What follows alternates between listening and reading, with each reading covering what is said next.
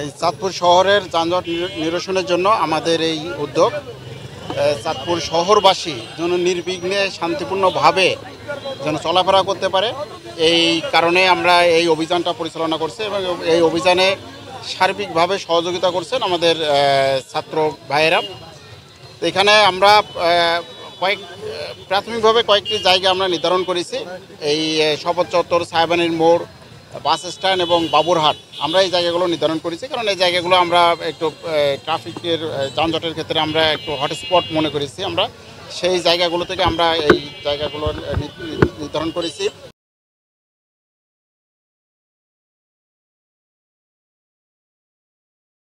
আমরা চাচ্ছি যে এই শহরে যে অটো বা সিএনজি যাই চলুক না কেন, এটা শৃঙ্খলার মধ্যে চলে আসুক আর কি। এই জেলা শহরে আমরা দেখেছি যে আমাদের রাস্তাঘাটগুলা অনেক সময় যারা দোকানপাট আছে তাদের দোকানের মালপত্র আমাদের রাস্তাঘাটের উপর থাকে, আমাদের ফুটপাতের উপর থাকে।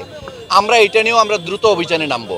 আমি এটা নিয়ে সবার আগে তাদেরকে অবগত করব যে আপনাদের নিজ দায়িত্বে রাস্তাঘাট থেকে বা ফুটপাত থেকে আপনাদের দোকানের জিনিসপত্র অপসারণ করে ফেলেন।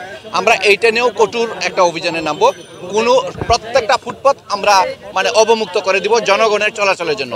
এবং আমি আরেকটা দেখেছি যে এটা যদিও ভিন্ন বিষয়, কিন্তু আমাদের ভ্যান গাড়িতে অনেকেই হকাররা বসে, কিন্তু এই ভ্যান গাড়ি কিন্তু এই শহরের রাস্তাগুলার অনেকটা দখল করে বসে আছে। এবং আমি বিশ্বাস করছি যে তাদেরও কর্মসংস্থান দরকার, কিন্তু রাস্তায় এত ছোট রাস্তা, সেখানে ভ্যান গাড়ি তারা যদি একটা স্পেস দখল করে ফেলে তাহলে কিন্তু আলটিমেটলি আমাদের রাস্তাটা আরও ছোট হয়ে যাচ্ছে।